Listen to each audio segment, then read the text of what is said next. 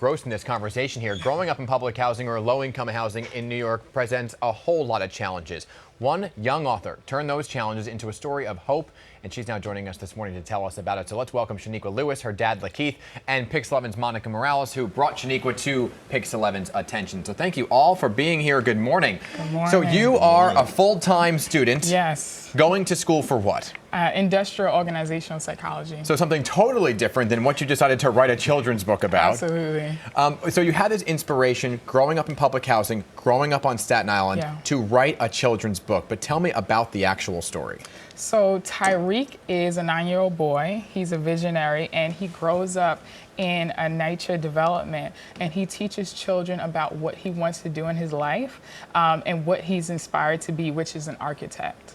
Now, what inspired you to pick that kind of story? Why a boy and not a girl to represent maybe your own life? Yeah. So my father, one person, a lot of mentors that I've had in my life, but specifically I wanted to tell a great story about dark-skinned young boys that grow up in lower income neighborhoods, because when I was in the school system and working there, there wasn't enough positive literature towards dark-skinned young children.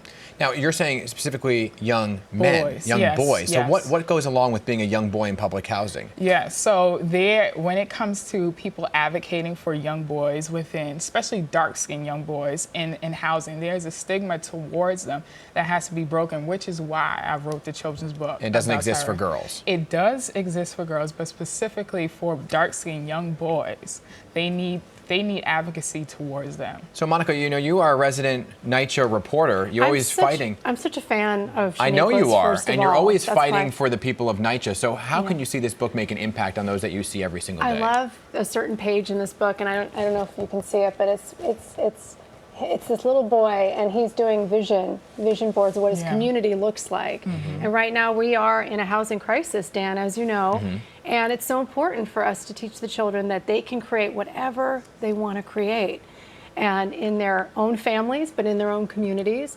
And her story really touched me because she took a huge risk. Absolutely. I mean, she's in corporate America, she's getting her master's degree, she's busy, okay? And she's inspired by her mom and her dad. I wish her mom was here. Hi, Mom, she's watching us. But she's phenomenal parents and support. And so I just think her message is so needed, especially I did the test. My daughter is 6 years old. I just put it on the couch, and she was looking through it, and she loved it. And I think she's going to do a series of books, which we're going to promote here on Pix 11, because it's such great messaging about bullying, about money management, things that children really need to know about.